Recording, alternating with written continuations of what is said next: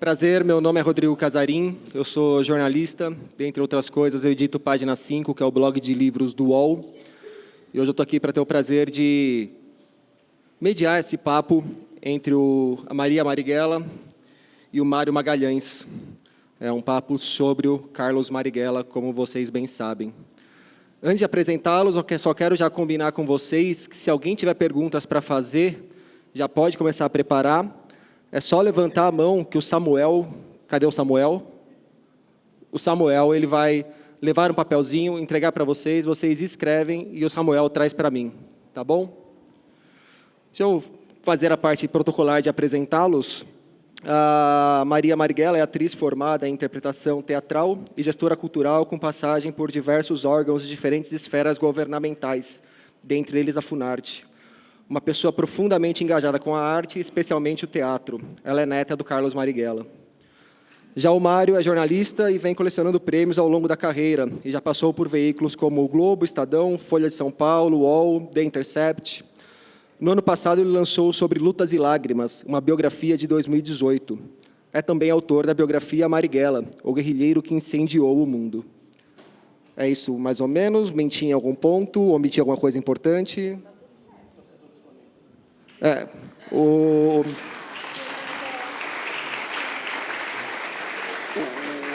O Mário é flamenguista e se por acaso alguém for conversar ou pedir autógrafo para ele no final do papo, não esqueça de parabenizá-lo pela Libertadores, tá bom? Que ele fica muito envaidecido ainda com o título. Bom, o Marighella, se por acaso alguém caiu aqui de paraquedas, foi um militante comunista, político eleito, cidadão perseguido e censurado em diferentes momentos da vida. Guerrilheiro, homem tido como inimigo número 1 da ditadura militar pós-64. E é o personagem central do filme dirigido por Wagner Moura, que luta para conseguir estrear em nossos cinemas. Como eu disse, é para conversar sobre o Marighella que nós estamos aqui. E antes de começar o papo, eu gostaria de saber se vocês estão bem. Como que vocês estão? Microfone, Maria, por favor. Se você tiver convicção que você está bem ou não está... Estou super bem. Então, boa noite a todas, a todos. Gente, que incrível esse negócio de verão sem censura, né? O motivo é péssimo, né? Imagina, 2020, censura, que loucura. Mas que bom, né? Que há uma gestão que tem a coragem, né, e vai disputar isso, e a gente está aqui reunido para falar sobre isso. Então, que bom. Quero parabenizar muito o Ale, o secretário, né, o Ale Youssef, por esta iniciativa, por colocar, né, na sua gestão a marca do diálogo. Eu falo isso porque, obviamente, essa gestão, esse governo municipal, não é de um campo ideológico, digamos, próximo. Mas eu acho que é muito fundamental estarmos hoje juntos, aliados, disputando por pactos mínimos e comuns. Acho que é fundamental a gente estar se perguntando hoje o que é pacto mínimo, o que é comum. E é nesse sentido que eu parabenizo a todos. A Josélia, curadora, né, das ações aqui da biblioteca, e toda a equipe. Dito isso, e falando disso, Mário fala assim, e flamenguista, e é maravilhoso, e como as pessoas reagem, porque falar de Marighella é falar de um líder revolucionário, guerrilheiro, dirigente, né, comunista, deputado, poeta, enfim, mas, sobretudo, alguém que teve muito desejo e amor pela vida. Então, claro que ele desejou a revolução, fazer política, transformou isso a sua própria vida, mas, antes de tudo, Marighella era um homem, foi um homem que desejou a vida. E eu queria trazer muito, porque acho que é muito importante, né, entender que estamos aqui reunidos porque estamos falando de vidas, das nossas vidas, da vida do futuro, da vida do outro. Então, acho que é muito importante a gente pulsar nessa energia de um homem que olhou, né, olho no olho. Dizem, né, eu não o conheci, mas Mário, né, que fez longas pesquisas, uma pesquisa muito intensa, pode confirmar. Então, a cada pessoa que fala de Marighella, que traz Marighella, fala do compromisso de Marighella com o outro, o sujeito, a figura, com a mulher, com o homem, com a criança. Estar aqui hoje, reunidos, é reivindicar esse espaço do encontro da vida, né? Conjecturando e confabulando a possibilidade de estarmos juntos. Quando uma ministra, né? Quando uma ministra da Cidadania levanta a bandeira da abstinência sexual como política pública, nós estamos à beira de um colapso de vida. Né? Então, aproveitar enquanto pode, né? Então, então é muito importante. Quero ver quem não vai ser subversivo, né? Mas o problema é justamente esse, porque naturalizar alguma falhou, né? É uma tentativa de naturalizar algo que é devastador da vida. E eu não vou falar da vida da reprodução, não. Estou falando do vida como pulsão, desejo, né? A gente está falando da vida como da dimensão subjetiva da vida, né? Que é isso que nos conforma humanos, né? Que nos conforma sujeitos, que nos conforma em sociedade. E isso é devastador demais. Né? Isso é devastador, isso a gente demora de reagir porque é um pouco do campo do nonsense, mas na hora que a gente volta assim, a algumas casas, não. Esse é um projeto que tem como objetivo aterrar as nossas subjetividades a partir da contenção da nossa energia vital, desde o sexo, aquela coisa absolutamente da natureza, da ordem, né? Do urgente da vida, dessa pulsão mais original, até aquilo que é mais sublime, que é a capacidade de criar, inventar e produzir e fruir arte. Então, a gente está diante desses dois extremos, né? Daquilo que está no início da nossa própria relação, né? Como animal, até aquela nossa maior capacidade como ser humano. E, claro... Não, eu achei que você tivesse terminado. Pode terminar. Não, a gente nem falou de tempo, né? É assim, é rápido, é? O tempo... entendi. Bom, mas aí voltando para Marighella, então, assim, primeiro parabenizar pela atividade, que bom que estamos aqui para falar sobre tudo isso, para falar de Marighella, mas falando desse momento. Como dispositivo, então, de provocação, como a gente estava conversando um pouco antes aqui na entrevista, pergunta para Maria, né, esse momento de censura no Brasil, o que é para você? E durante muito tempo eu fiquei pensando que era um pouco da dimensão da distração política, do desvio. Mas hoje estou muito apoiada na ideia de que a censura hoje, como ela está colocada no Brasil, é um projeto de interdição do debate público. É uma interdição da capacidade, né, de diálogo. Seja da maneira material, né, do concreto, da interdição, como um candidato à presidência não participar do debate, seja do concreto, da impossibilidade da comunicação entre famílias, da interdição do diálogo por causa do ódio, né, entre pares, até a interdição do debate no contexto de políticas públicas, né? Seja ciência e tecnologia, educação, chegando ao limite da interdição desse debate no campo das artes e da cultura.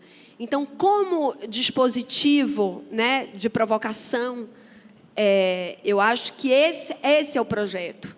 Essa é a dimensão nova, essa é a camada que nos aterra. E não há nada mais revolucionário a ser feito agora, de não se sentir interditado, não se deixar interditar, seja no encontro, seja na capacidade de criação, seja na capacidade de invenção e imaginação política, seja na capacidade de ter sempre sexo.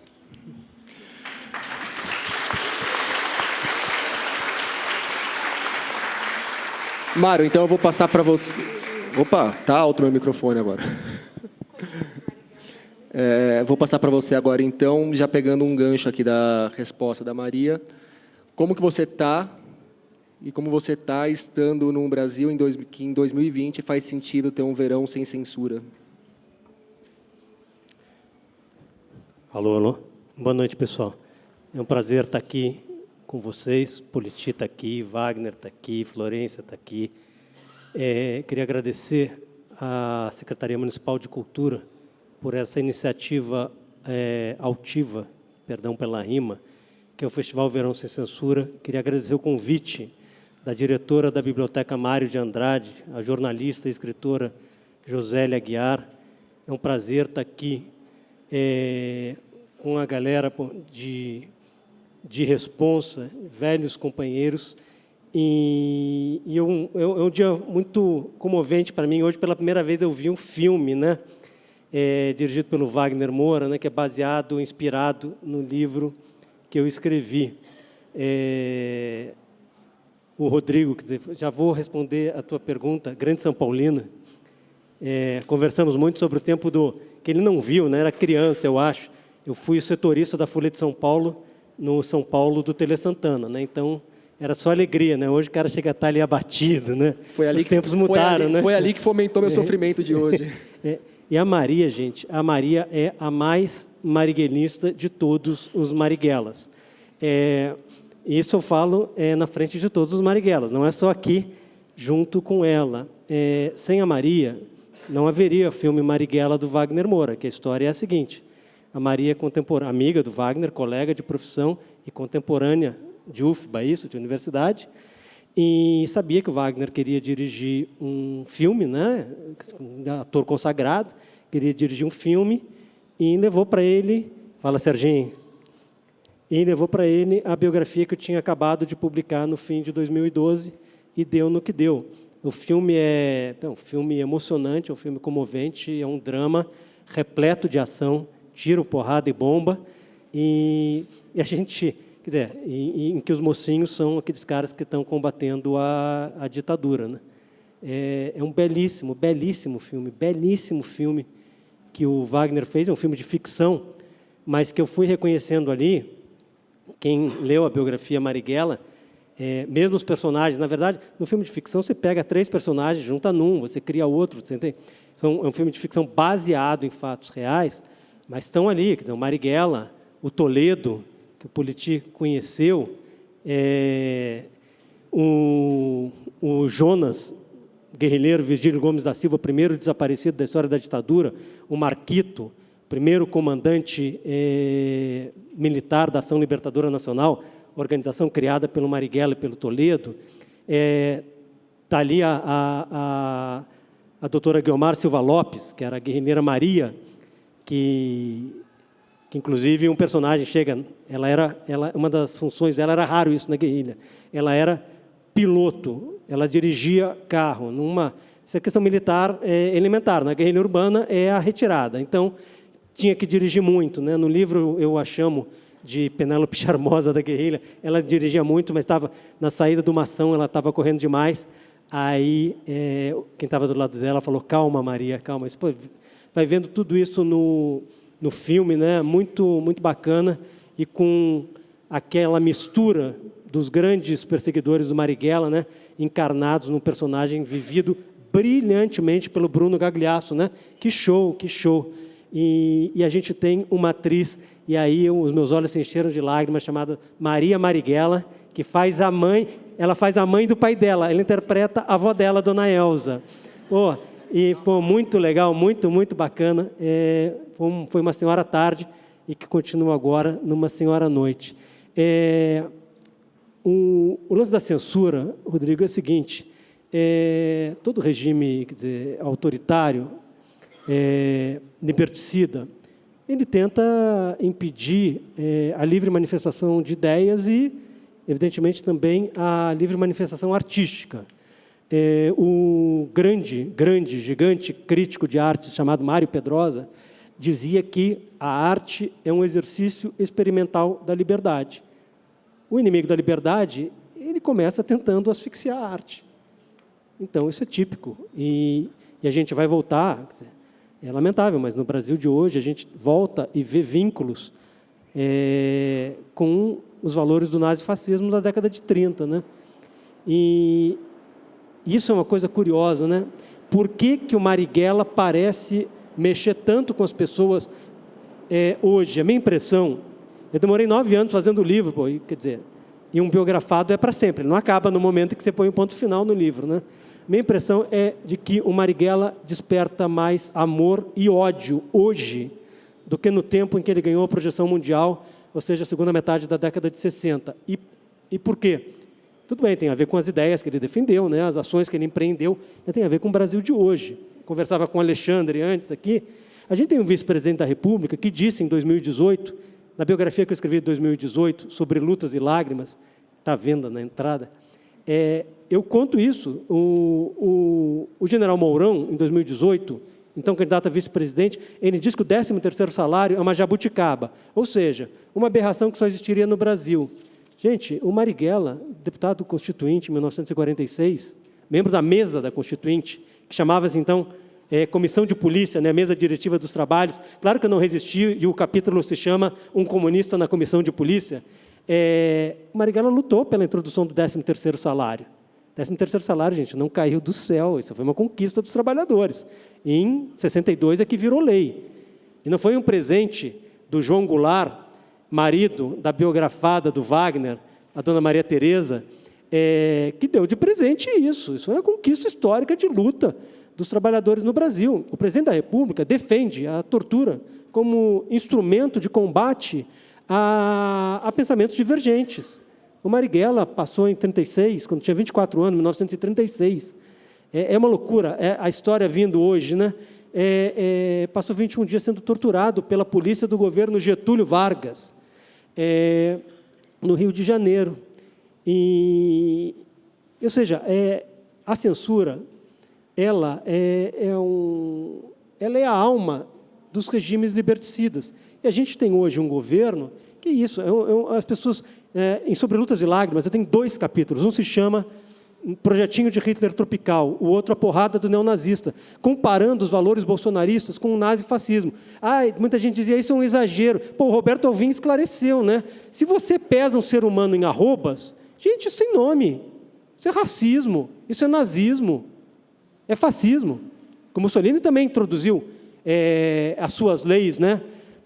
No caso, as leis do Mussolini para os judeus na Itália. A gente tem o presidente da República que disse as minorias que não se adequarem às maiorias têm que desaparecer. Disse em 2017 desembarcar no aeroporto de Campina Grande. Gente, isto é a apologia do extermínio.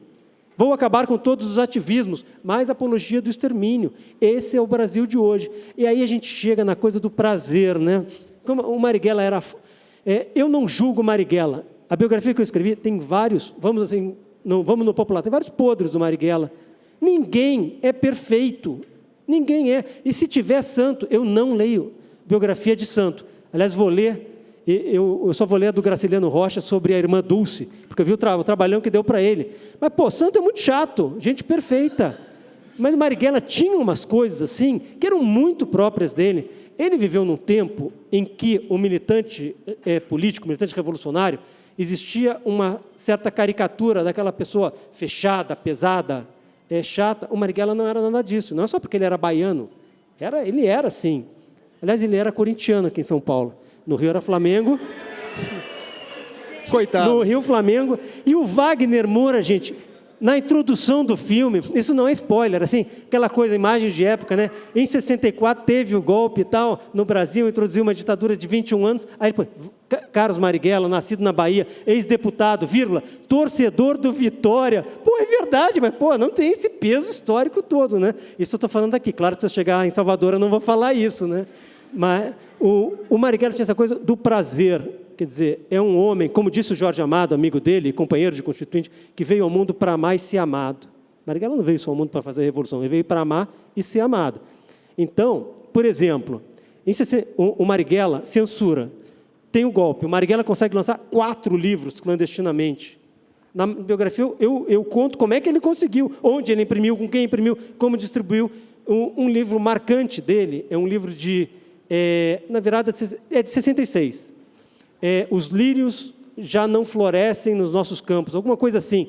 É, obviamente, uma citação do livro do Érico Veríssimo, falando daquele tempo de ditadura. Aí você imagina, é um livro político, poemas contra a ditadura? Tem aquele, tem que é uma versão do samba de uma nota só, político, né? A carne aumentou, né? O governo proibiu, o DOPS torturou, não sei o quê. Só que, gente, é um livro marcadamente de poesias eróticas. Algumas muito delicadas, algumas que eu acho brutas demais. Bugrinha que veio do mato, trazida a dente de cão, acabou enfeitiçada pelo amor de um cavalão. Gente, o Marighella, na clandestinidade, enfrentava a ditadura, compondo poemas eróticos. Isso é coisa espetacular, né? É uma coisa maravilhosa. Esse homem, a gente está numa casa de Mário de Andrade, né? Que, aliás, foi grande amigo do meu próximo biografado, Carlos Lacerda. Falando em poesia, é curioso, eu fui ver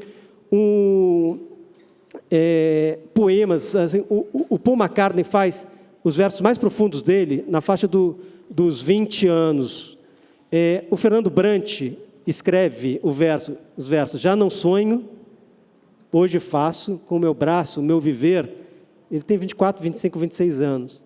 Gente, o Marighella, aos 19 anos de idade, começando, em 1931, começando a faculdade de engenharia civil, ele faz um poema que é uma odisseia, que começa no Saara africano e acaba no sertão baiano, Canudos, Jeremoabo, esses lugares. E ele termina assim, um cara de 19 anos, andei como o diabo, enfim, eis-me de novo aqui, quero ver se descubro, se já me descobri. Bom, o que a gente está fazendo, a gente faz na vida é tentar se descobrir e também descobrir Marighella, sua história, tudo isso, né? Maria,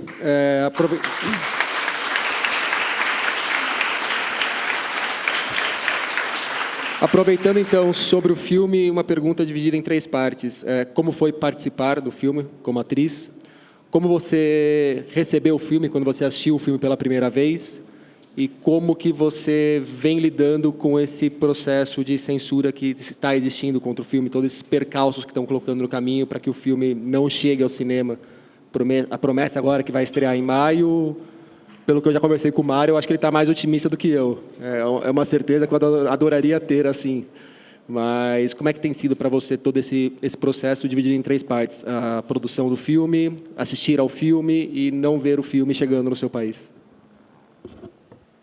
Então, o Mário contou um pouco desse início do filme.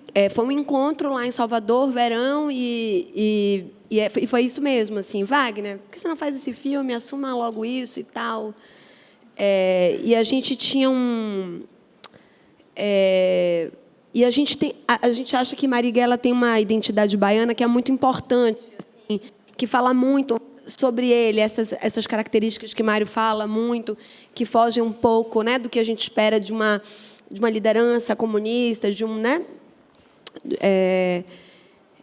E Marighella sempre evocou uma dimensão mais solar, né, como identidade revolucionária, chegou a falar numa revolução morena, numa revolução brasileira, com características próprias e tal. Então, tudo fazia muito sentido ali, aquela conversa com Wagner naquele verão. Só que, desde 2013, com o que vem acontecendo no Brasil desde 2013, na medida em que o filme ia se tornando mais urgente, falar de Marighella foi se tornando mais urgente, o filme foi ficando mais difícil. Então, o filme não tem o seu nó institucional agora, porque ele não está sendo lançado. O filme é uma dificuldade desde o primeiro dia em que Wagner começou a fazer o filme, porque ele é uma obra de 2013. E eu acho que a gente precisa colocá-la nesse tempo e espaço. O Marighella de Wagner Moura. Então, Mário fez essa... Gente, está tudo uma loucura. Mas está dando para ouvir, né? Então, Mário lança o livro. Era um livro que estava marcado para ser lançado em 2011, no centenário de Marighella. Acabou sendo lançado em 2012. E entre 2012 e 2013, então, Wagner toma a decisão de realizar essa obra, primeiro como produtor e depois como diretor. Ele toma a decisão de dirigir o Marighella. E o filme vai se tornando difícil. Wagner e a O2, né, que é a produtora do filme, não consegue sequer captar. Há um revés ali, naquele 2013, né? Essa torção é muito importante. Assim, Mário traz a biografia de 2018, mas é importante que, ao longo da conversa, a gente lembre dessa torção 2013, né? Desse gatilho que se dá em 2013, esse ano, né? Que é tão emblemático também para a gente. E aí foi ficando difícil. Então, trazendo assim, desde a captação de recursos, empresas sem querer entrar no filme, e isso não é público no sentido de que não se divulga isso, mas as empresas dizendo que não vão patrocinar um filme de terrorista, que não vão patrocinar filme por causa disso ou aquilo outro. Então, assim, a hostilidade pós-2013 que o filme já tinha é impressionante. Eu não vou saber assim os detalhes, mas é um filme que começa ali naquele contexto, nessa virada e com esse nó político, né? E aí ele vai se tornando urgente. Na medida em que ele vai ficando difícil do ponto de vista da produção, ele vai criando, junto com a trajetória da própria biografia, o apaixonamento das pessoas. Chegando na segunda pergunta, como é chegar no set, ou seja, Marighella é isso, assim, é essa tensão de dificuldade de ser entendido no mundo público e, ao mesmo tempo, essa paixão e essa chama, né? Essa coisa, acho que Mário traz muito bem o guerrilheiro que incendiou o mundo, essa dimensão incendiária da coragem, né? Que conformou a sua vida, vai fazendo isso com as pessoas. Então, as pessoas que vão entrando na equipe vão se apaixonando, os atores vão se apaixonando, vai havendo um apaixonamento. Isso no filme, mas no Brasil. Eu me lembro quando os estudantes ocuparam as escolas de São Paulo, e aqui em 2016, eu estava morando no Rio e vinha muito para São Paulo e cheguei a acompanhar as ocupações. Houve salas dedicadas à sala Konami, Carlos de Marighella. Né? Isso não é uma decisão de partido, isso não é uma decisão de movimento. A gente está falando de estudante secundarista de 15 anos. A gente está falando de moçada de 15 anos que nem tinha ali, naquele contexto, uma trajetória de relação ou partidária ou de movimento. Isso se constitui depois. A gente está falando de Marighella, nesse sentido de apaixonamento, desses inúmeros Marighella Vive, que aparece Brasil afora, que ninguém sabe onde começa isso. Isso não é uma orientação de movimento, nem de ninguém, nem de militante de ex-LN, nem de Partido Comunista. Isso é da natureza Marighella, no sentido daquilo que ele provoca e que a gente sequer consegue exatamente mapear a origem dessa manifestação livre. Então, só para fazer um paralelo que o Brasil vai fazendo essa torção, o Brasil vai se tornando, né, com essa feição mais reacionária no campo político, e na medida em que Marighella vai aparecendo nessas brechas e nessas fissuras de imaginação política, mais disforme, etc. e tal. Então, é nessa pulsão de paixão e de desejo que toda a equipe topa, então, bancar, fazer o filme, mesmo com toda a dificuldade de produção. E aí, Wagner me convida para fazer uma participação, é uma pequena participação. Eu sou neta de Marighella e tenho duas avós, a minha avó biológica, que é Elza, mãe do meu pai, e a minha avó Clara, que é a companheira dele de 30 anos.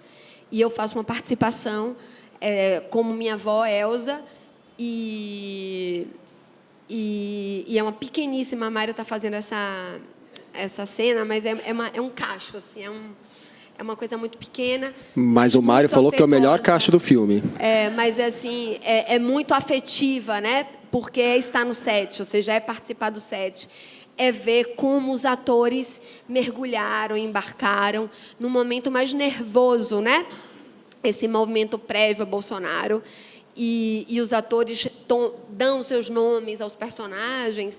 E entrar naquele set foi de uma paixão assim lacinante, assim impressionante. As cenas de São Paulo foram feitas aqui na Casa do Povo. Então, queria um pouco trazer dessa experiência de paixão, de tesão, de afetação que Marighella, sua memória, suas palavras e sua luta, sobretudo, porque é alguém que faz corpo com. Né? Marighella não é um homem das palavras, ele é um homem que faz corpo com a sua luta. E a gente está precisando muito de gente que faça, né, o corpo a corpo. Né? Ou seja, nos falta muito essa dimensão do corpo. Fazer corpo com, engajar sua energia, né, na sua luta. Então, queria trazer um pouco isso. Então, quando o filme é finalmente... a estreia acontece em Berlim, no ano passado, justamente tem um ano, no Festival de Berlim. Eu fui para a estreia, eu vi o filme lá.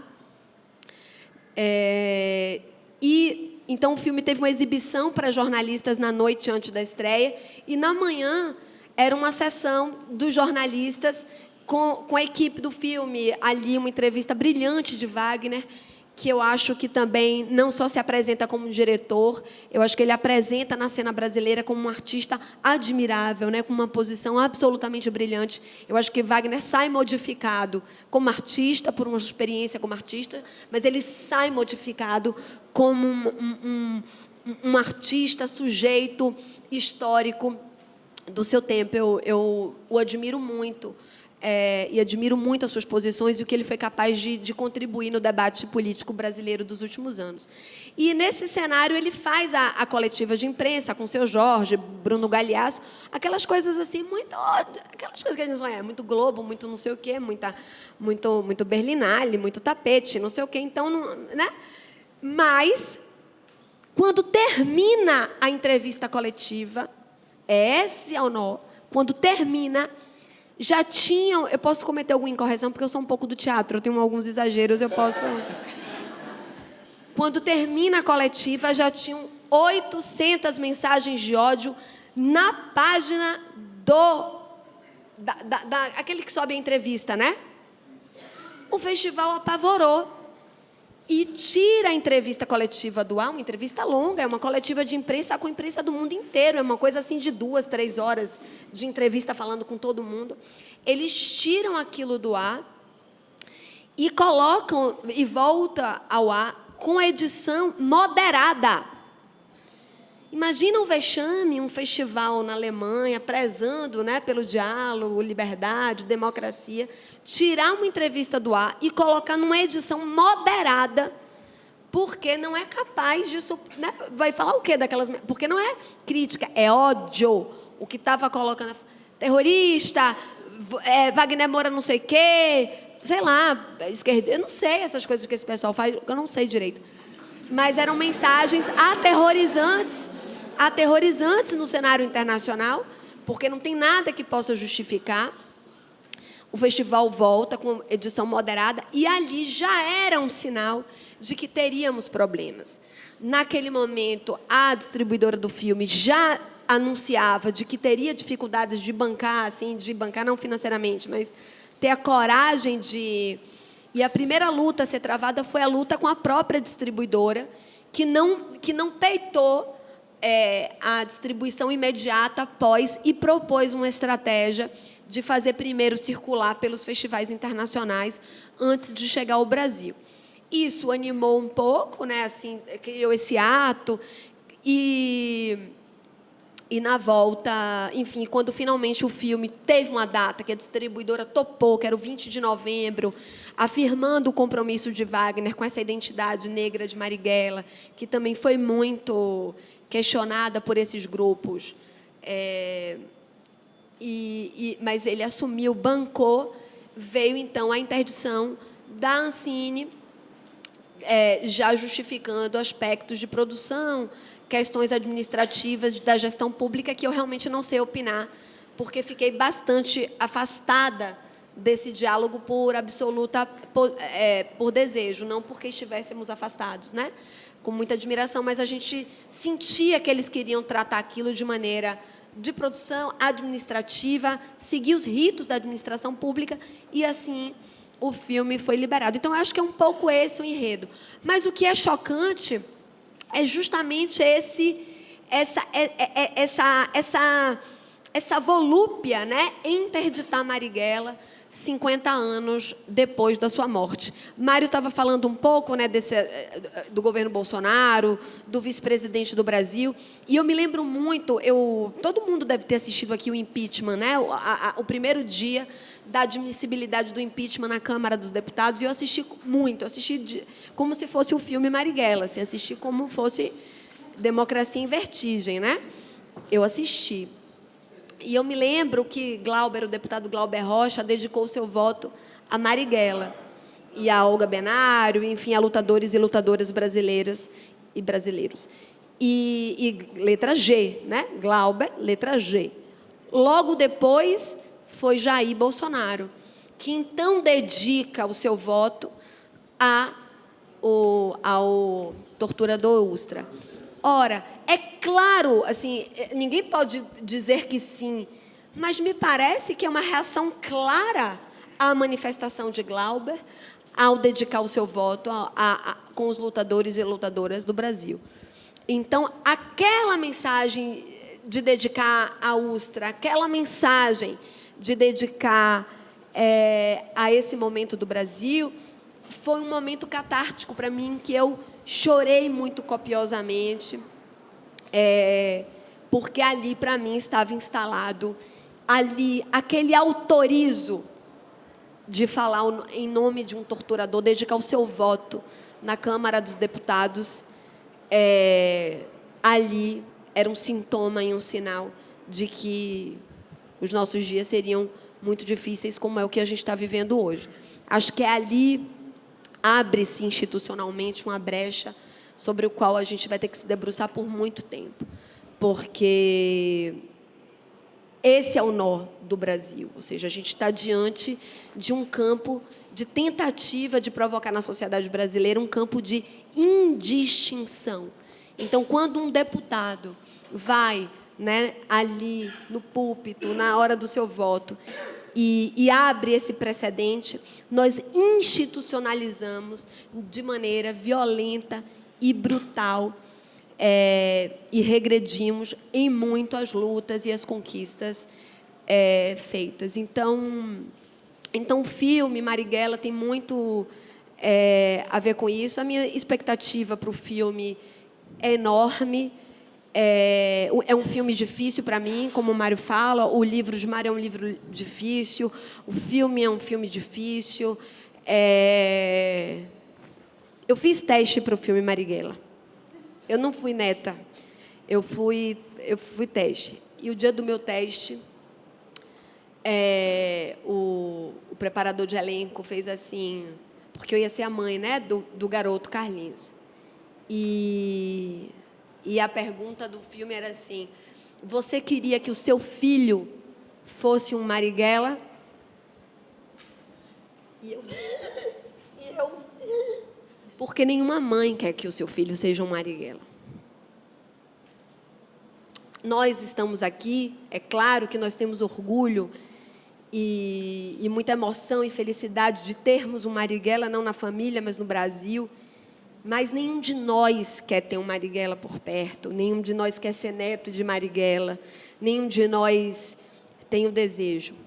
E quando se interdita Marighella, num primeiro momento a gente quer devolver a dignidade de um ente, de alguém próximo, de alguém que amou o Brasil. Mas depois de um tempo e de tanto falar, o nosso compromisso é com o Brasil, o nosso compromisso é com o público. Marighella, o Brasil precisa muito mais de Marighella do que Marighella da sua memória reconstituída. As contribuições que ele fez foram feitas, mas é o Brasil de hoje que precisa de Marighella. A morte de Marielle é uma prova de que nós precisamos do resgate histórico, né? Precisamos colocar esse assunto na mesa, punir seus torturadores, punir seus assassinos. Precisamos entender essa fúria e nós precisamos controlar prender e punir os inimigos do povo brasileiro.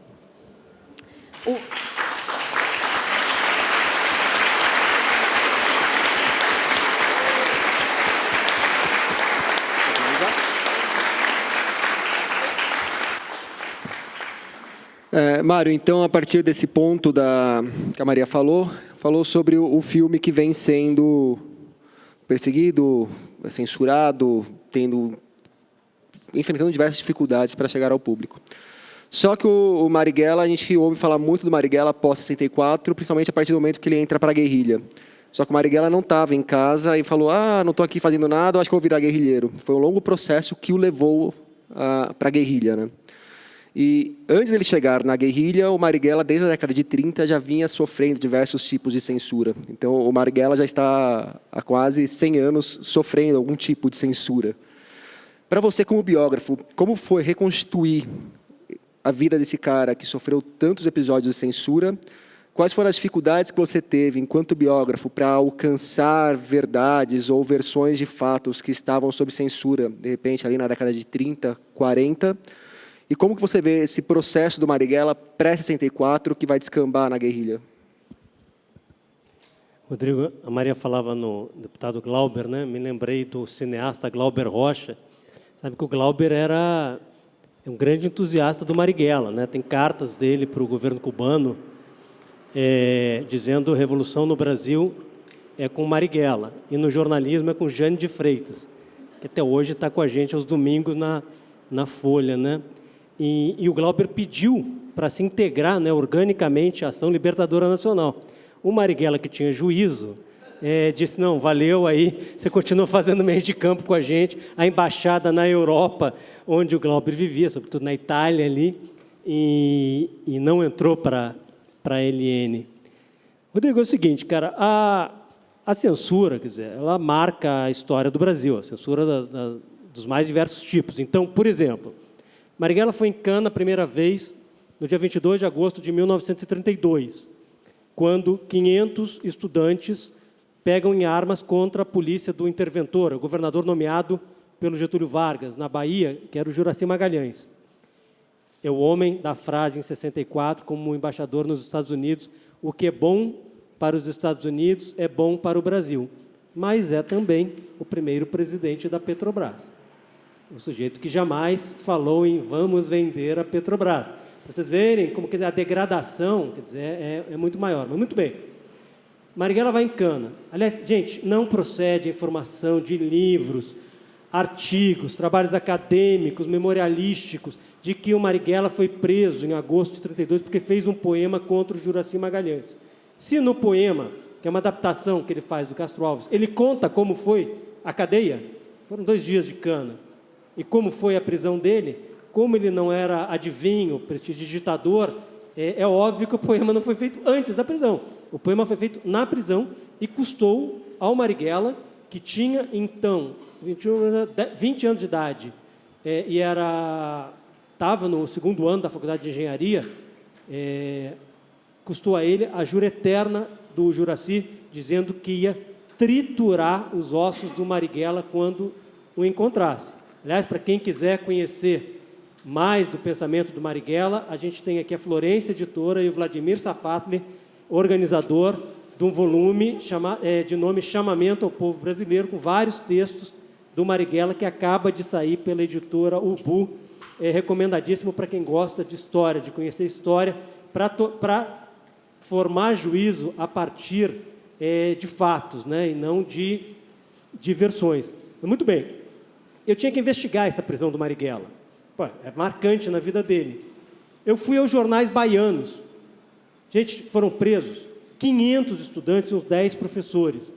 Tem alguém da Bahia aqui, sabe, no Terreiro de Jesus, na Faculdade de Medicina, onde até poucos anos atrás estavam as cabeças dos cangaceiros. Lampião, Maria Bonita, todo mundo. Eles entram, aliás, naquele museu Nina Rodrigues, racista, né? O nome é museu. Eles pegam, esse capítulo se chama no livro, Os Fuzis de Canudos. Eles pegam uns Mauser de 1890 e poucos que tinham sido... Bacurau, exatamente. Eles pegam as armas... Quando eu vi o Bacurau, eu me lembrei disso. Eles pegam as armas que tinham sido usadas pelas tropas governamentais em Canudos, no massacre, e apontam essas armas para a polícia, apontam e disparam, né? E o Marighella pega a arma, ele conta no poema que apontou e acertou. Eu não tenho como bancar historicamente que ele feriu ou matou, mas havia uma história de família que se contava. Foram 8 irmãos, né? Marighella, filho de Dona Maria Rita, né? E de seu Augusto. A última a viver foi a Dona Teresa Marighella, cujo apelido era dado pelo Marighella, pelo Carlos, o primogênito, era professora sem juízo, né? O outro era Canela de Sabiá. Mas ela vivia sacaneando todo mundo. Começava pela família. Ela disse que havia uma memória na família que, nesse evento, o irmão teria matado alguém. Mas, gente, era uma batalha. Agora, é curioso, o Marighella, qual era o movimento? O centro político desse movimento era apoiar os paulistas que tinham se rebelado contra o governo central. Na verdade, era uma guerra de oligarquias, né? Tanto que o PCB, na época, não tomou partido, né? O Partido Comunista ficou fora. Bom, só que é o seguinte, eu fui apurar, e os jornais não tinham matéria. Tempos depois, dias depois, uma notinha ou outra, está nas fontes do livro. Mas por que não tinha matéria? Porque não tinha grande cobertura. Tinha mortos, prisões. Pô, gente importante, professores. Eram 3 faculdades, então, na Engenharia, Medicina e Direito, na Bahia. E cadê? Os jornais estavam, em 1932, sob censura. A grande fonte dessa prisão vai ser o relatório da policial, né? Aí a gente vai ver o que os caras defendiam, quem foi preso, quem não foi, como é que foram soltos e tal. Então, isso é uma coisa que acompanha a vida do Marighella, como acompanhou a vida nacional. Por exemplo, em 1942, essa é boa, gente, há um investimento na ignorância e na estupidez. Não sei se vocês já viram os bolsominions dizendo: pô, esse filme Marighella é uma merda, foi para o Festival de Berlim, não ganhou nenhum prêmio. Pô, se o filme participou hors concurso, fora de concurso, se ele ganhasse um prêmio, seria um escândalo mundial, né? A primeira vez na história, né? E esses caras que dizem que o nazismo era de esquerda, né? Eu só ouvi ali que a placa estava errada, né? E a Wehrmacht pegou o caminho da União Soviética, né? Em vez de pegar outro caminho, né? Aí, em 42, o Marighella e outros presos que estavam na Ilha Grande, presos políticos, se dirigem ao ditador Getúlio Vargas, ditador. Eu adoro ver. Eu entendo, o Getúlio é uma figura com contradições, como todo mundo. Era ditador, a polícia dele matava comunistas, torturava comunistas, e não só comunistas. Eles escrevem para o Getúlio propondo um acordo: tira a gente da cadeia, a gente vai para a Europa lutar. Já começava a se falar na FEB, né, a Organização da Força Expedicionária Brasileira, e quando acabar a guerra a gente volta. Isso nunca foi noticiado, gente. A imprensa estava toda sob censura. Gente, o Marighella, a Ação Libertadora Nacional, tinha um problema gigantesco que era a censura à imprensa. Então, os caras tinham ações e que não eram noticiadas. E eram tratados como bandidos. Em novembro de 68, o ministro da Justiça, Gama e Silva, uma figura sinistra, professor aqui da USP, Largo São Francisco, chamado Gaminha, declarou Marighella, na sede do QG do então Segundo Exército, aqui em São Paulo, o inimigo público número 1.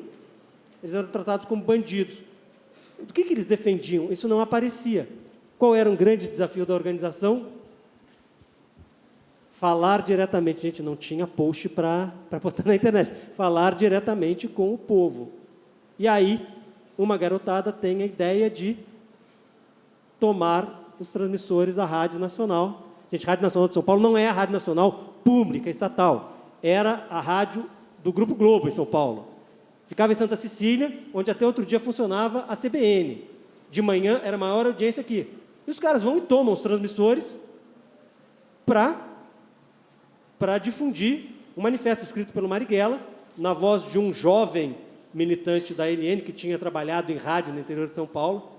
É isso, é o título do capítulo que conta isso na biografia: Quem não se comunica se trumbica. Marighella adorava o Chacrinha, achava fenomenal a capacidade de comunicação do Chacrinha. Só assim. Qual é a maior ação da guerrilha no Brasil? Sem o Marighella saber. Sequestro do embaixador americano. Ele não sabia, e depois foi contra, achou que tinha se cutucado a onça com a vara curta. Eu não manifesto opinião no livro, eu não julgo o personagem. Eu conto a história. Como é que foi? Só que é o seguinte, essa ação foi muito marighellista, muito marighellista. Marighella dizia, isso está no filme, né? Pô, para cometer uma ação revolucionária, ninguém precisa de autorização de ninguém. Pô, ele foi lá com a garotada que depois se chamou MR8 no Rio, e sequestraram o embaixador americano. E o que eles conseguiram com isso? Além de soltar 15 presos, né, muitos dos quais tinham sido torturados e tal, como Gregório Bezerra, eles obrigam a ditadura, na TV e nas rádios, lerem um manifesto. É a questão da censura. Gente, uma das maiores mentiras que a ditadura forjou foi sobre a morte do Marighella. Além da censura oficial, a cobertura feita por alguns colegas, até hoje, tidos como jornalistas íntegros, essas coberturas são vergonhosas. Marighella, com sua segurança, quando não chamava de capanga, sua segurança. Pô, Marighella não andava com segurança. Se o cara tem a vida clandestina, pouca gente tem que saber dos passos dele. Como é que ele vai botar um monte de segurança para um ser preso e na tortura entregar onde ele está? Mas o pior das mentiras sobre a morte do Marighella, assim, o que mais sobreviveu, inclusive nos relatos da esquerda, aí não é má fé, é ingenuidade. É dizer que o Marighella estava armado, né? O Marighella estava desarmado. Bom, no livro eu provo isso. Eu faço o livro, uma narrativa como um romance, só que é um romance escrupulosamente com fatos reais. Não tem um suspiro que não tenha uma fonte. Sabe, Marighella no cinema, 9 de maio de 64, é baleado. Aí o sangue no cinema, isso está no início do filme e abre o meu livro. O sangue escorreu na boca e o Marighella sentiu um gosto adocicado. Cara, é o seguinte, a minha mãe é espírita, eu não falei com Marighella, né? Pô, ela odeia que eu faça essas piadas. Mãe, agora estou com o Carlos Lacerda, não consigo esclarecer tal coisa, quebra o galho. Ela odeia. Gente, bom, no caso disso aí tem uma fonte, né? No caso é um relato dele, né? Sobre isso. Agora, o Marighella armado, isso foi uma vergonha, o Marighella estava desarmado. Eu explico, eu estava falando que a minha narrativa é tipo romance, né? Um livro muito de ação, como foi a vida do Marighella, como é um filme. Só que eu quebro a narrativa para mostrar, para provar como o Marighella foi morto daquele jeito. Gente, Marighella não morreu e a discussão não é Marighella vive nas paredes pelo Brasil afora. Marighella foi morto, a conjugação do verbo muda a história. Coisa elementar, né, de narrativa. Eu mostro como ele estava desarmado, né? Então, mas não tinha, era censura na época, mesmo quem soubesse a verdade, não teria como contar. Eu provo com um monte de gente, até o que para mim é o mais importante, que são os matadores do Marighella, né?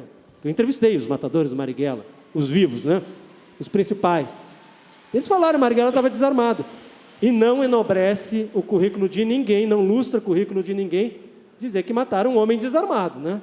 Então, essa vida do Marighella com a censura, isso foi a vida inteira dele. E aí, isso, o filme, né? O filme, vamos lá, gente. Por que o filme Marighella, eu sustento, eu e tanta gente, que é um filme censurado, mas que agora, no dia 14 de maio, vai estrear em pelo menos 250 salas do Brasil? Porque a história é a seguinte: Maria, com todas as dificuldades de captação de recursos para fazer o filme. É um filme, para os padrões nacionais, é uma superprodução. É muito caro fazer filme de ação por causa da pós-produção, efeitos especiais. É um filme impressionante. O filme foi filmado em dezembro de 2017, janeiro e fevereiro de 2018. 2018 é o clima pesando. Em janeiro, uma turma aqui de extrema-direita ameaça invadir o set e encher o elenco de porrada.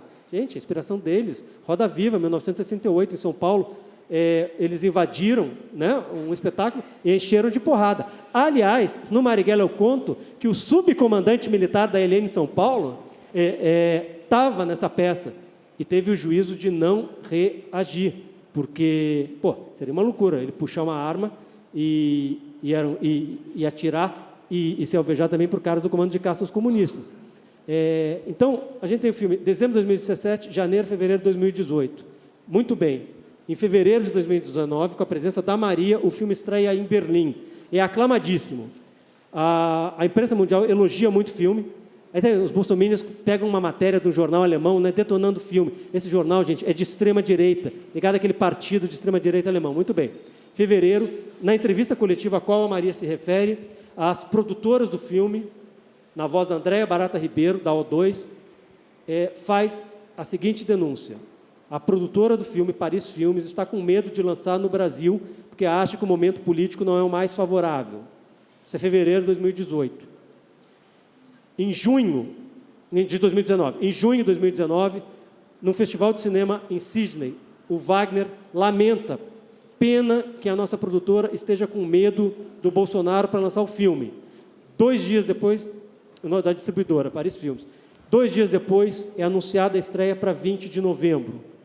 Em setembro, a Ancine, numa decisão absolutamente atípica para os padrões burocráticos da Ancine, recusa a liberação de verbas, que na verdade já estavam liberadas, para lançar um filme e distribuir. E o lançamento é cancelado. Nesse meio tempo, nós tivemos o presidente da República atacando o filme sem ter visto o filme, atacando o Bolsonaro, o Marighella ele sempre fez, atacar o Wagner Moura é um hábito mais recente, mas ele detona o filme sem ter visto. Um filho do presidente da República faz a mesma coisa, e a gente tem em maio de 2019 um depoimento que é decisivo, que aparece na revista Piauí, na versão digital, no meio de uma matéria sobre a crise naquela agência exportadora, em que houve o confronto entre militares e olavistas, né? Olavistas, né? O pseudo-filósofo, nosso colega jornalista, né? Fascinado, no livro... O astrólogo. Astrólogo. Na biografia de 2018, sobre Lutas e Lágrimas, eu dedico um capítulo de humor a ele, chamado O Furico Alheio, né? Cada um com a sua obsessão. O Alexandre Frota, que ainda era do PSL, era da base do governo, ele diz o seguinte: a crise aqui tem um motivo só, o filme Marighella, porque os olavistas não querem liberar dinheiro para a promoção do cinema brasileiro no exterior, porque da safra recente do cinema brasileiro faz parte o filme Marighella. Ou seja, o filme Marighella se transformou em questão de governo e de Estado. E se ele não estreou antes, foi por isso. Agora é o seguinte, eu acho uma grande conquista contra o autoritarismo marcar a data. É óbvio que isso é uma batalha cotidiana para estrear o filme, mas gente, é a história da Marighella, é a história de combate à censura. E aí, quando eu falo, Maria, de 2018, é que 2018 eu marco. No bolsonarismo, a gente tem um aparelho de Estado inteiro, né, tentando impor a arte heróica, né, com Deus, pátria e família, né, que eram palavras de ordem, são agora do novo partido do Bolsonaro, da tal da Aliança, e do Partido Fascista na Itália, do Mussolini. Mas 2018 é quando há o recrudescimento. Por quê? Porque é o mesmo movimento que vai levar o Bolsonaro ao governo. Então, o que a gente tem em 2018? Gente, 2018, a gente já tem o bolsonarismo trabalhando para isso, mas a gente já tem a Justiça de São Paulo, a Justiça de Pernambuco, proibindo a apresentação de uma peça protagonizada por um Jesus Cristo trans. Nós temos proibido em shopping center do Pará, de Belém, uma exposição de quadrinhos, de um quadrinista que tinha vencido o Prêmio Jabuti na categoria de quadrinhos meses antes. Nós temos a Prefeitura do Rio tentando proibir a exibição da peça com Jesus Cristo, tentando proibir a exposição Queer Museu, que meses antes tinha sido proibida pela iniciativa privada Santander, em Porto Alegre. Gente, nós tivemos em 2018 censura às reportagens do jornalista Marcelo Auler sobre a Operação Lava Jato. Nós completamos uma década de proibição ao Estado, o jornal Estado de São Paulo. Eles não aprendem, né? Não aprendem, é incrível. Eles apanham os golpes e sofrem com o que vem depois. Uma década que não podiam noticiar a Operação Boi Barrica. Depois, no fim de 2018, foi liberado. Boi Barrica é uma operação da Polícia Federal que investigava o Fernando Sarney, que é um cartola da CBF, filho do José Sarney. Gente, nós tivemos o Ministério Público Federal em vários estados tentando proibir cadeiras na universidade sobre o golpe de 2016. Gente, a autonomia universitária, ela é garantida pela Constituição. Nós tivemos a Empresa Brasileira de Comunicação tentando proibir, cortar o noticiário sobre o assassinato da Marielle Franco e do Anderson Gomes. Nós tivemos muitos jornalistas, já em 2018, não é 2019, sendo demitidos das suas empresas devido às ideias que defendiam. Eu digo, em 2018, a melhor ideia no debate intelectual do Brasil é de um jornalista que que fala do intelectual adversativo, é aquele que relativiza tudo. Não, esses caras realmente são a cara do nazifascismo. Mas, por outro lado, e tal, sempre tem um adversativo aí. Gente, esse foi para a rua, não acabou o ano na revista onde ele escrevia os artigos sobre intelectuais adversativos. Gente, 2018 é censura do início ao fim. Com o Bolsonaro, isso fica muito pior. Agora, eu não tenho dúvidas que é o seguinte, na hora que o Marighella chegar aos cinemas, gente, ninguém é obrigado a gostar do filme, gostar de livro, gostar da personagem histórica do Marighella, mas quem quer conhecer tem esse direito democrático, o direito da civilização. Na hora que o Marighella chegar aos cinemas, vai ter um impacto tão grande, mas tão grande. E agora, só fechando o negócio de censura, a gente está agora com a nova secretária de Cultura, né? Vocês sabem que a noiva, né, do Bolsonaro, sabe que a Regina Duarte é uma baita atriz, e foi uma atriz de vanguarda. Eu vi com 15 anos, 79, Malu Mulher, o primeiro orgasmo da televisão brasileira. É lindo, é da Regina Duarte no papel de Malu, a mão dela vai se abrindo. Não me lembro com quem é a transa, mas é lindo. Me lembro dela, é uma coisa marcante. Denis Carvalho, que talvez fosse até o diretor de Malu Mulher, né? É isso. Valeu. A Regina... Pode ser. Era uma grande série com uma grande atriz. Um dos papéis marcantes dela é a viúva porcina, né? Vocês sabem que Roque Santeiro, a novela do Dias Gomes, né? Ela nasceu como peça de teatro, se chamava O Berço do Herói. Ela foi proibida em 1965 pelo governador da Guanabara, era então o município do Rio, né? Carlos Lacerda. Eu conto no Marighella isso. O Lacerda tinha sido militante comunista, né? Em 1935, há depoimentos que no levante comunista de 1935, Carlos Lacerda carregou bomba. O Marighella nem participou. O Lacerda teria carregado bomba. Aí diz que o Lacerda, que conhecia a história muito bem, falou para o pessoal do elenco, querem fazer revolução? Peguem em armas. E aí, prima? Peguem em armas. O Dias Gomes era íntimo. Ele e a Janete Claire, né? A maior novelista da história do Brasil, chama-se Janete Claire. Ninguém contava um drama como ela, uma história de amor como ela. O Dias Gomes era craque também. Um dia antes de ser preso, em 64, ser baleado, então no dia 8 de maio, o Marighella foi na casa do Dias e da Janete Claire, acho que no Jardim Botânico do Rio, ficou batendo papo, né? E acompanhou já na clandestinidade, em 65, né? O drama que foi uma estreia de teatro, né? Já com o público para entrar, né? Ser proibida, né? Gente, não precisa gostar do Marighella, não precisa gostar disso, odiar aquilo. A censura, ela é uma tragédia, gente. A censura é a barbárie, sabe? E a censura, ela abre a porta para coisas muito piores, né? Como disse o intelectual alemão, quem começa queimando livros acaba queimando gente. Uma pergunta.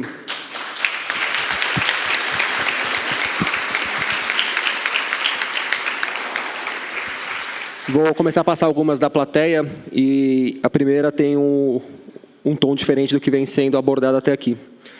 A população enxerga o ambiente democrático hoje e enxergava no período de 64 a 85. Por que a visão da esquerda é diferente da percepção da população? É para a gente responder agora? Por favor.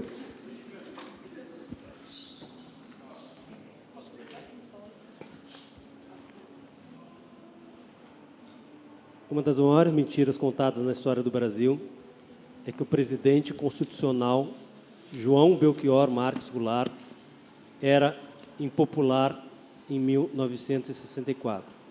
Ele era profundamente impopular nas classes médias e ricas. Na biografia Marighella, eu reproduzo os números principais de uma pesquisa feita pelo IBOPE em março de 1964 e que só foi divulgada décadas depois sobre o apoio da população ao Jango. Então, essa história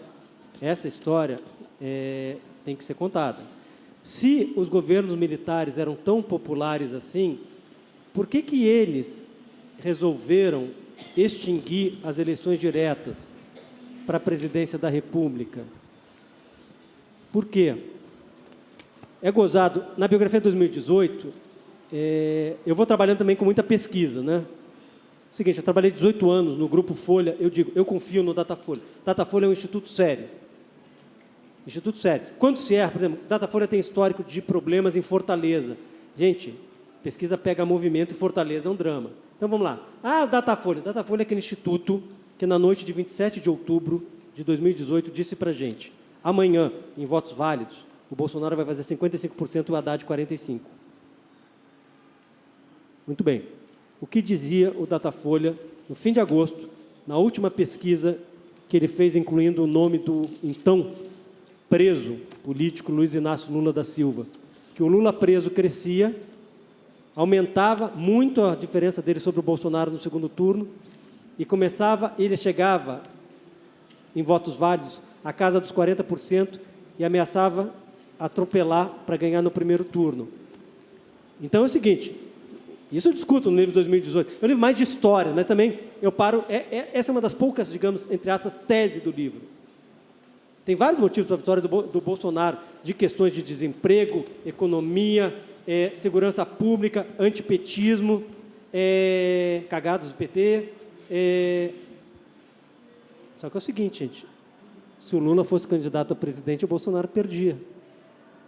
Então, essas questões de popularidade e impopularidade, elas são muito relativas.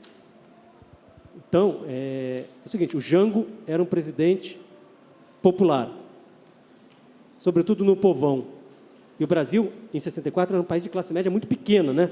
A classe média acabou encorpando com o tempo, né? Inclusive, sobretudo nos governos Lula, primeiro governo Dilma, embora eu divirja de algumas classificações que colocam pessoas que ganham poucos salários mínimos já na categoria de classe média, mas tudo bem. E no caso da eleição de 2018, a impopularidade da Dilma, ela é indiscutível. Ela tinha nas pesquisas o apoio de 1/3 ainda dos brasileiros, idade de votar, só que esses brasileiros, a esmagadora maioria não foi para a rua. É uma boa discussão, porque não foram para a rua, né? Ou seja, a presidente reeleita em 2014 aplicou o programa que ela levou para os palanques e para a televisão ou aplicou um programa econômico que tinha sido derrotado na eleição? Isso é outro papo.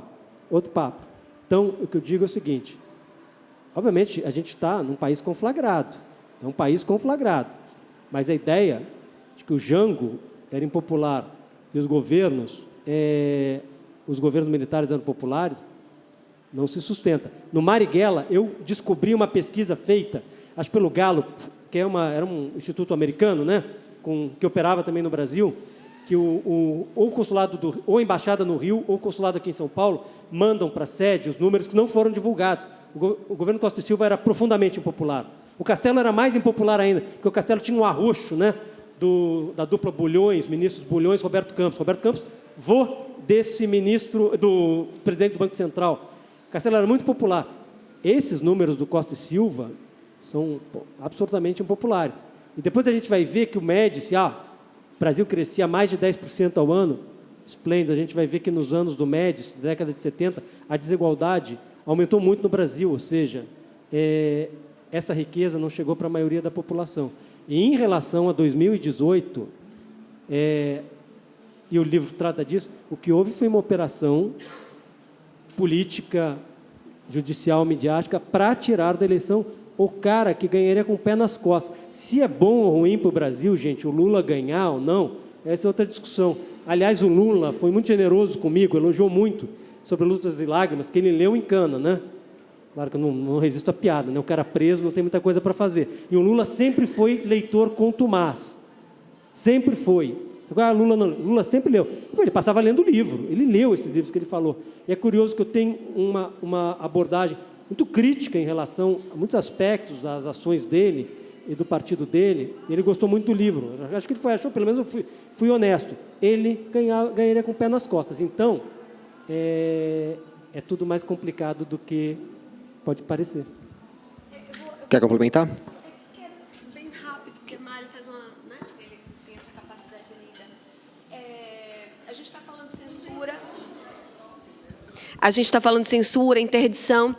Então, é óbvio que isso incide diretamente na percepção da sociedade em relação a alguns temas. Mário traz, claro, como jornalista e pesquisador, uma série de dados, mas a gente pode também falar de percepção. Existem uma série de mediações, e aí a gente precisa, nesse sentido, falar explicitamente do papel dos grupos de comunicação no Brasil, né, que estão controlados por algumas famílias com interesses muito explícitos, que geram uma série de sensações, né, e induções na percepção da sociedade. Nós temos uma base social no Brasil que foi educada culturalmente, não só em termos de comunicação, de acesso, de meio de comunicação, mas, sobretudo, culturalmente, que é a Rede Globo, a TV Globo. É uma população inteira que, por 50 anos, teve aquele meio como principal instrumento de comunicação e cultura. Isso é muito devastador, não para a impressão real de que Mário fala de dados e números, mas de uma dimensão da sensação que isso gera na sociedade. Eu acho que a gente não pode deixar isso passar batido, né? Ou seja, eu não tenho números, eu não tenho dados, mas nós temos e sabemos que são alguns grupos com interesses econômicos que detêm o poder sobre a opinião da maior parte da população. Então, eu não sei dizer se essa é uma impressão geral, a pergunta, né? Por que a população tem uma sensação de democracia? Em 64, uma sensação, porque existem blocos, grupos econômicos interessados em implementar algumas políticas e interessados em fazer com que isso seja aceito com naturalidade. Esse é o X. Na última semana, quando do desmascaramento de Alvim e da exoneração dele, eu não vou me lembrar o nome, enfim, uma figura do mundo do capital financeiro, sai aquela matéria na Folha, falando de Alvim, etc. E eu me lembro como Mário traz assim, a imprensa adversativa, né? Ele fala, é inadmissível, não podemos recorrer a esse expediente para, etc. Mas, enquanto a economia estiver crescendo, vamos aceitar e etc. Né? É importante entender esse ajuste de interesses. E, para completar, e porque a gente está falando de censura, né?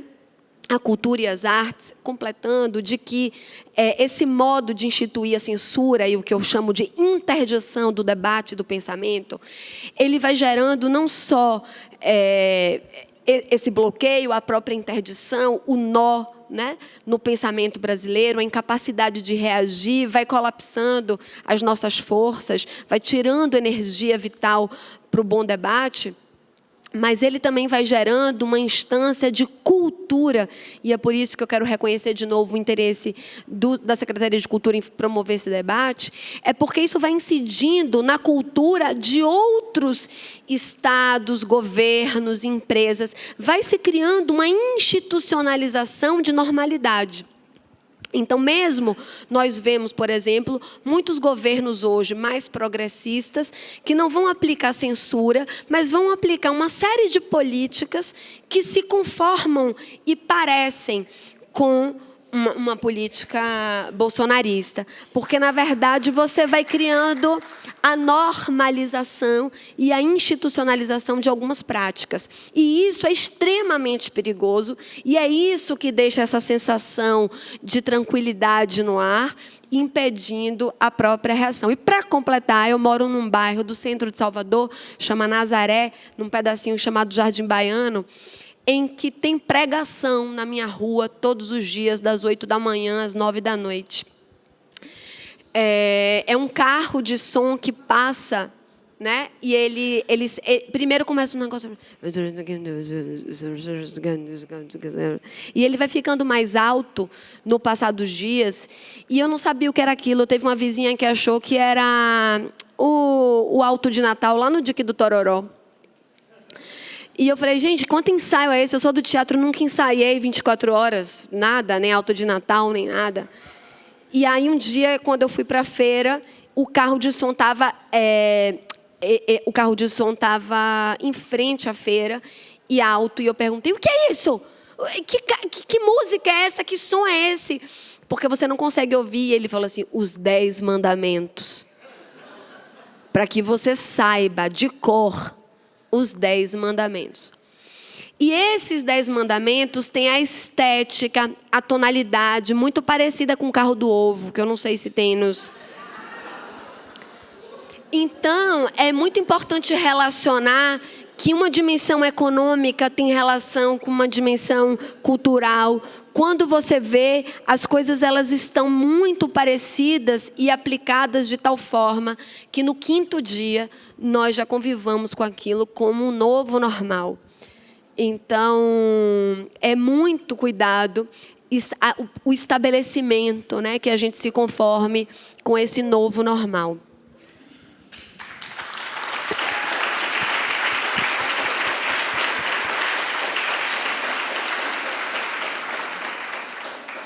Eu vou partir de uma pergunta aqui e fazer um bem bolado com outras duas. Diante deste atual governo fascista, como vocês avaliam a reação do povo? Acreditam ser possível e necessário uma outra ação libertadora? E aí, tomando Marighella como homem político e como homem das artes, como seguir resistindo sem o uso da violência? E vocês acreditam que a arte e a cultura podem fazer uma revolução?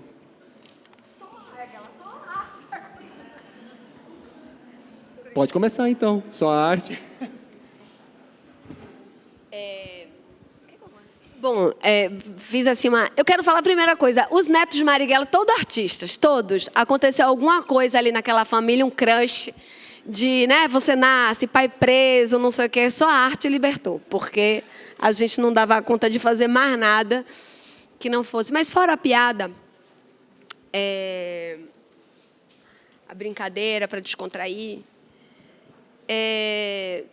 acho que a gente tem um passivo, aí vou falar assim palavras para ver se fazem sentido, né? Não tenho muita certeza. Mas eu acho que a gente tem um passivo no campo da esquerda sobre o entendimento do sujeito, né? Ou seja, o capitalismo ele sempre está... O capitalismo ele é muito mais revolucionário, ele vai encontrando formas diárias de provocar desejo, tensão, mobilização. Então, ele mobiliza a sociedade diariamente, né? E isso é muito revolucionário. Eu acho que o desejo hoje, no mundo, ele está aplicado para o consumo. O desejo do mundo hoje está aplicado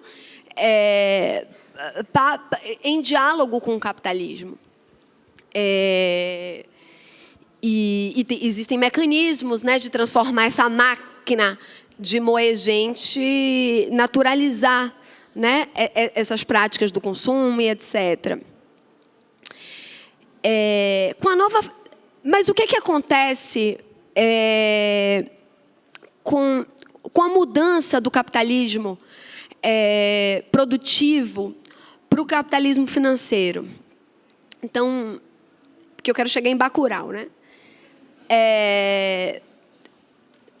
O capitalismo financeiro ele não precisa reivindicar identidades, né? Ou seja, é um capitalismo sem feição, é um capitalismo sem território, é um capitalismo que não tem cara. Então, ele pode entrar na sociedade, nas comunidades, nos territórios e esfacelar todos esses vínculos afetivos. Então, pode falar que não pode ter sexo, porque ele pode esfacelar absolutamente. Ele não é comprometido com esse tecido, né, territorial. Ele é diferente de um bloco que quer, né, imperialista que quer ir na direção do outro e esfacelar o outro, porque precisa afirmar a sua própria identidade. O capitalismo financeiro ele não precisa, ele não reivindica nem cara, nem território, e vai minando por dentro, e aí como uma pista, e por isso esse esfacelamento dessa dimensão de território, de identidade. Outro dia eu cheguei no Pelourinho para almoçar num sábado, E estava mó parecia muito Olodum, e eu não pude almoçar. Eu falei, poxa, Arnaldo, eu não vou poder almoçar aqui hoje, desculpe, está muito barulho e tal. Ele falou assim, mas você não sabe o pior, esse tambor todo é de Jesus. Porque eles usam esse expediente, eles entram num determinado território de produção de sentido, e o acarajé de Jesus, que lá uma companheira aqui, Juliana Bebé, atriz e baiana, que entende o quanto isso para a gente é devastador, porque o acarajé, né, vem do acará, é o bolinho que só a filha de santo de Oiá, né, a filha de Oiá, podia fazer.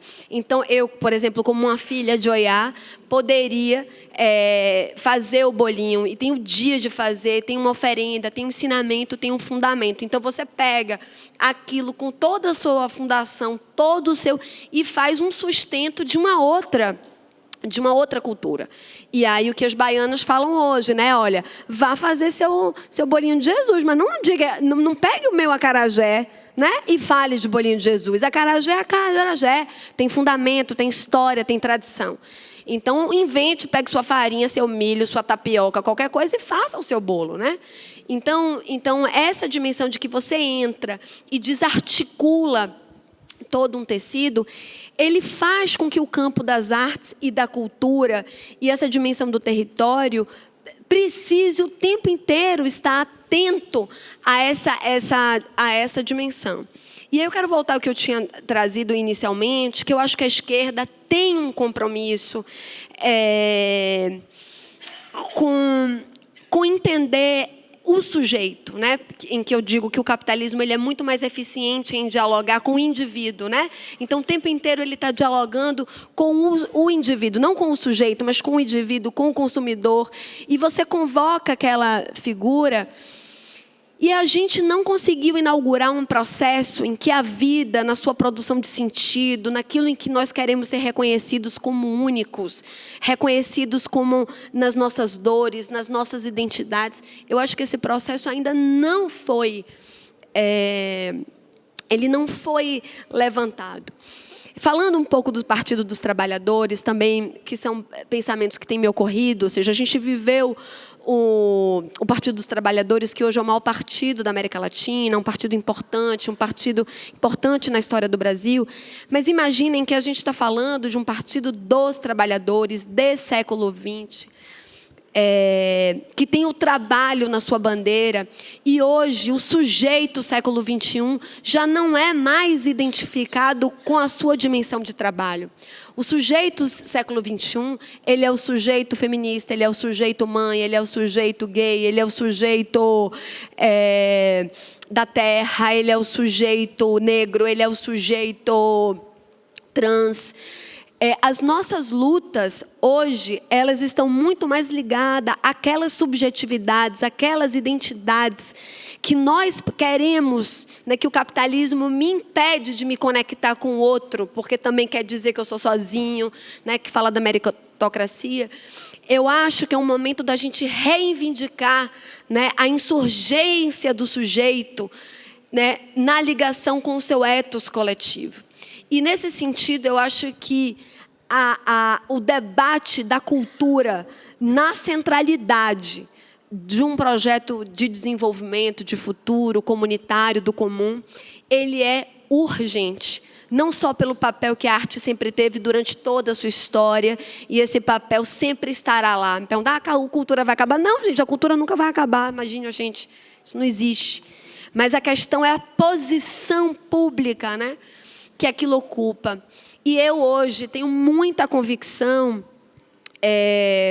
de que a cultura pode proporcionar um novo espaço, sim, de revolução, que é a revolução do encontro do sujeito com o seu ethos coletivo, com o seu território, que possa reivindicar o novo comum, a nova sociedade, com valores que sejam capazes, não de fazer a revolução, essa que o capitalismo faz, mas com outros tecidos, com outras texturas, com outras costuras, que é a costura do comum.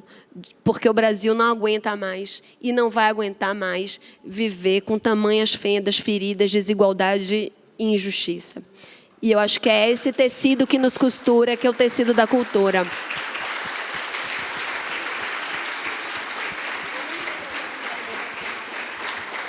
Mário, uma nova ação libertadora, um caminho de resistência sem violência, revolução por meio da arte e da cultura.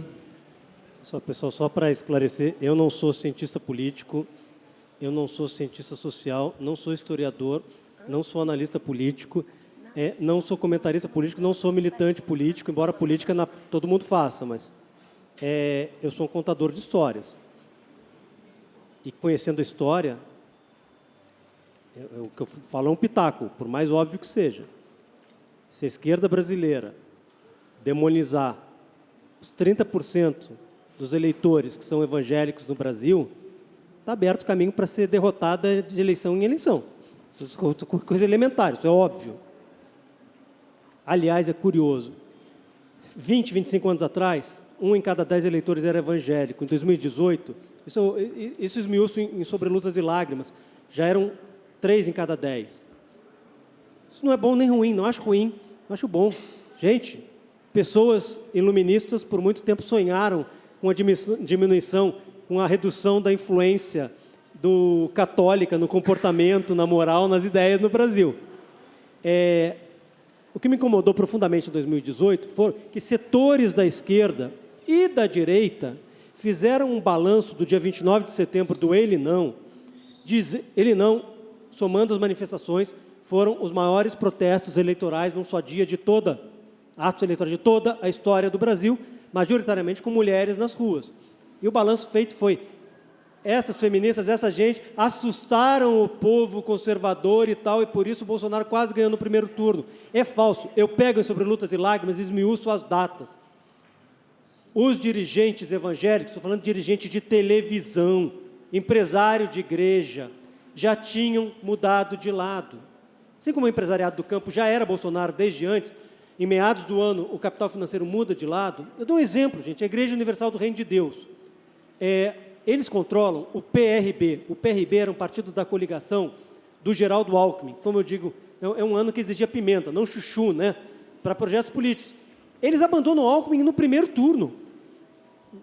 O Alckmin tem um desempenho ridículo, eles vão já para o Bolsonaro. Então, disputar o povo de Deus, se a esquerda não fizer isso, acho que vai se dar mal.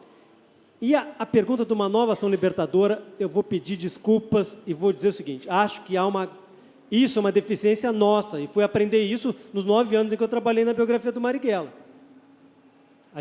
Marighella, qual é o subtítulo do meu livro? O Guerrilheiro que Incendiou o Mundo.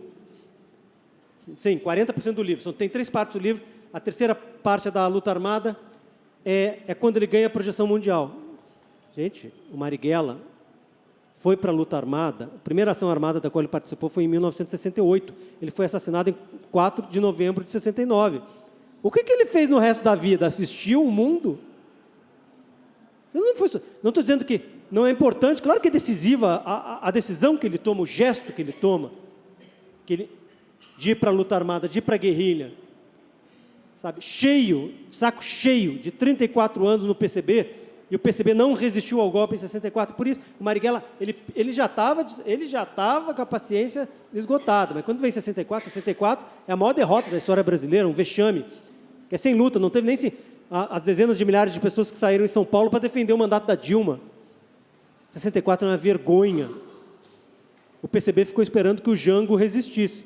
O Jango era um dos maiores latifundiários do Brasil, era um homem digno, mas era uma questão de classe ali.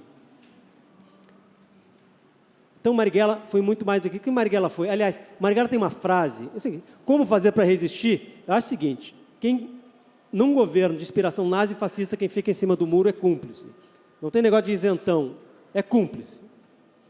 E o Marighella tem uma frase que eu acho que serve até para curso de autoajuda para executivo empresarial, que ele escreve num livro chamado A Crise Brasileira, que ele imprime clandestinamente e distribui clandestinamente na virada de 65 para 66.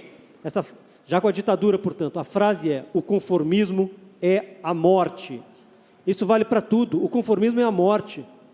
Mas desde quando ele nasceu, gente, Marighella com meses, a cidade de Salvador já era bombardeada pelos canhões do Forte São Marcelo ali, na Bahia de Todos os Santos, por causa dos perrengues do governo local contra o governo central. Marighella aprendeu isso, o conformismo é a morte. Aliás, lamento dizer, gente, a frase é maravilhosa, mas a única luta que se perde é a que se abandona. Marighella nunca falou isso, nunca escreveu isso. Isso é um mote belíssimo das Mães da Praça de Maio, na Argentina, bem mais recente, que alguns historiadores latino-americanos atribuem a um argentino chamado Ernesto Guevara de la Serna, o Che Guevara. É que eu vejo muito o pessoal, como disse Marighella? Não, Marighella nunca disse isso. Eu falo, como diria o Dorico Paraguaçu, personagem do Dias Gomes, mas deveria ter dito, né? Que o Dorico era um personagem que citava muita gente. O Dorico foi inspirado no Carlos Lacerda. É uma injustiça, o Carlos Lacerda não era pernóstico como o Dorico, mas muito bem. Gente, o Marighella começa no movimento estudantil. Marighella começa na escola pelo direito de raspar, pelo direito de ir com chinelo para a escola. E ele dizia, Cristo não andava de sandálias.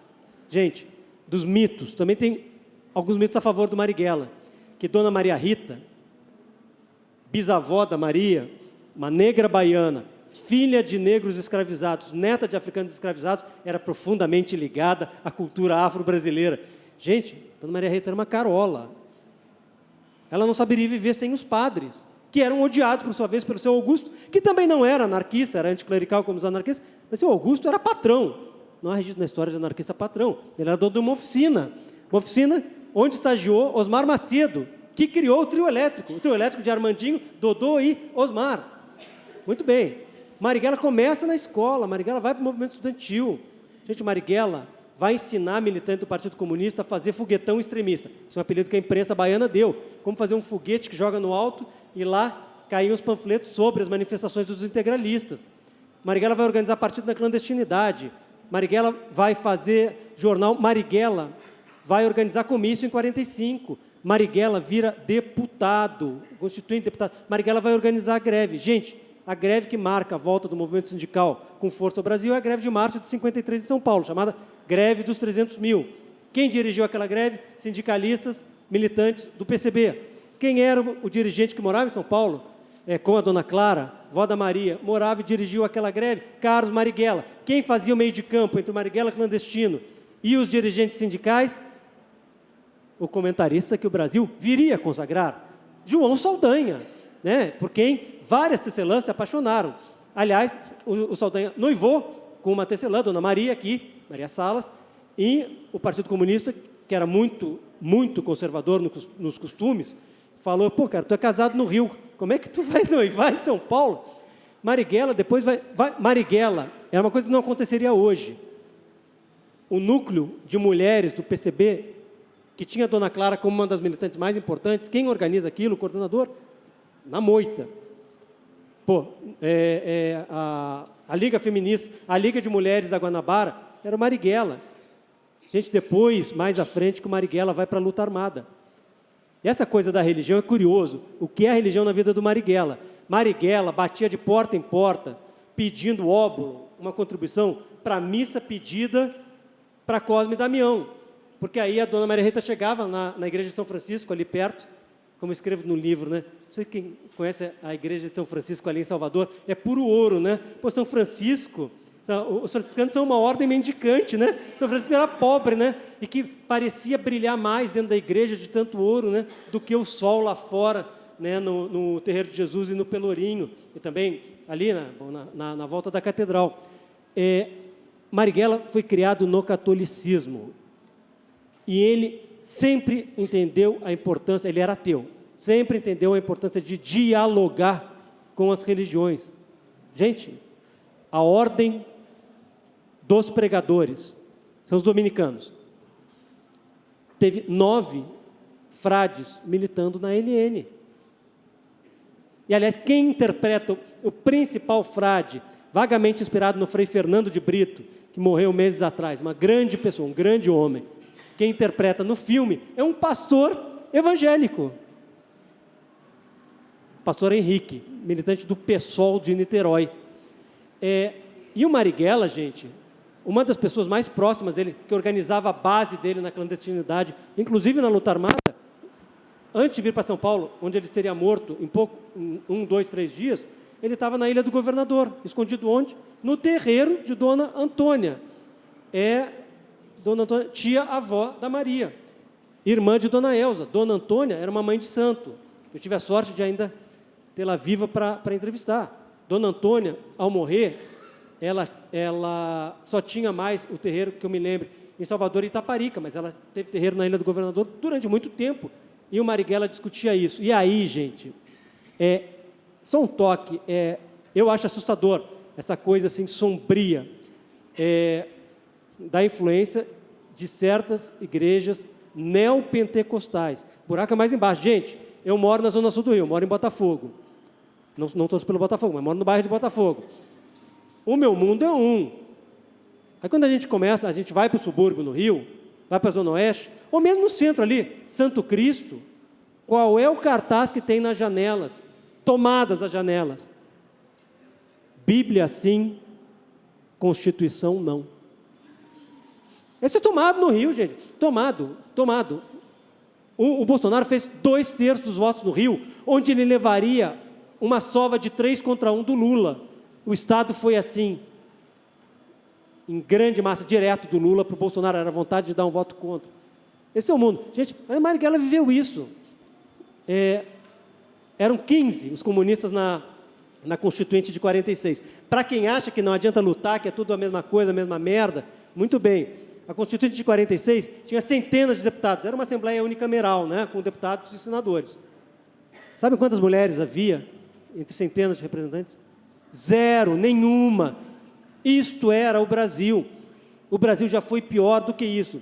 Talvez se tivesse mais esperança lá em 46, na Constituinte, do que hoje. Mas isso era o Brasil. Gente, eles perdiam tudo. Tem um monte de mito que os comunistas aprovaram na Constituinte, a liberdade de culto religiosa. Mentira, eles perderam.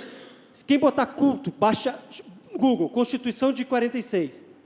Botar culto, acho que tem 5 vezes a palavra culto. Na 4ª ou na 5ª, está lá. É assegurada a liberdade de culto religiosa e tal. Até aí morreu Neves, né?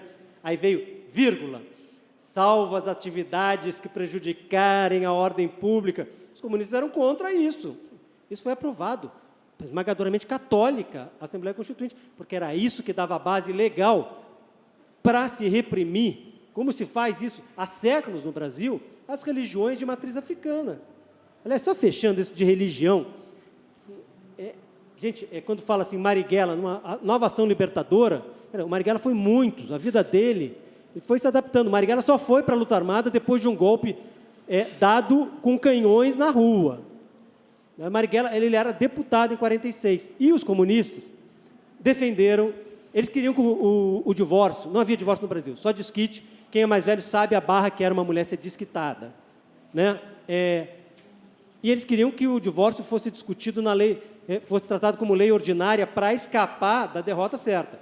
Os caras chegaram e, passaram o trator. Aí foi o Marighella fazer a defesa do direito ao divórcio, né? Gente, 46, o que é o Brasil? O principal quadro católico na Constituinte era um tal de Monsenhor Arruda Câmara, um pernambucano brilhante. Usava bata, em cada perna uma cartucheira, uma arma, tinha dezenas de filhos no interior de Pernambuco. Ele começava todo o discurso com a seguinte expressão: em noite chuvosa e lúgubre. Os outros brincavam, né? Pelo visto em Pernambuco está sempre chovendo, mas isso era o rococó que se falava. E o Marighella chega na Constituinte falando linguagem de gente. Então ele vai discutir Marighella lutou na Constituinte pelos direitos das mulheres, numa fábrica em Salvador, que tinha, acho, 5 minutos por dia para ir ao banheiro, almoçar, não sei o quê. Ele lutou para aumentar esse tempo. Ele era constituinte, mas ele lutou em Salvador. Ele lutou pelo pessoal que tinha ocupado terra, palafitas, em Salvador. Aí ele vai discutir o divórcio, né? Ele e o Jorge Amado eram os ghostwriters da bancada. Eles que escreviam o discurso e tal, mas ele também fazia o discurso. Ele foi fazer a defesa do divórcio e falou assim, Eu conto isso, eu conto com gosto no livro, porque não parece 1946. Olha aí, já sei que a gente vai perder, de novo vai ser um montão ou um montinho. Eu só queria falar uma coisa, quem mais sofre com a recusa de vocês ao direito ao divórcio, que só viraria lei na década de 70, com o projeto do senador Nelson Carneiro, baiano, como Marighella contemporâneo da Bahia, irmão do jornalista Edson Carneiro, que foi muito amigo do Marighella. Mas muito bem, voltando, as mulheres são as que mais sofrem, porque o homem, se desquitado, ele toca a bola e vai para frente. A mulher vive sob o estigma. Mas fiquem tranquilos, que no fundo as mulheres já resolveram esse problema há muito tempo, enfeitando essas lindas testas de vocês. Chamou os constituintes de cornos. O Marighella levou os cornos a se transformarem numa instituição constitucional. É isso, então eram todo mundo católico. Agora os evangélicos são muito fortes. E quer perder para a direita a eleição? Demonizem os evangélicos em vez de tentar discutir a partir das suas reivindicações, necessidades e angústias que são próprias aos seres humanos e, sobretudo, aos mais necessitados.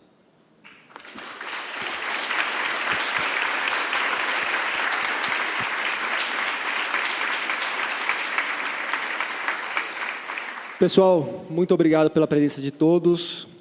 Infelizmente, eu não consigo fazer todas as perguntas de vocês, mas também vou voltar para casa com mais perguntas não feitas do que feitas. Mário, obrigado pelo papo. Maria, obrigado pelo papo. E espero que tenham todos uma boa noite.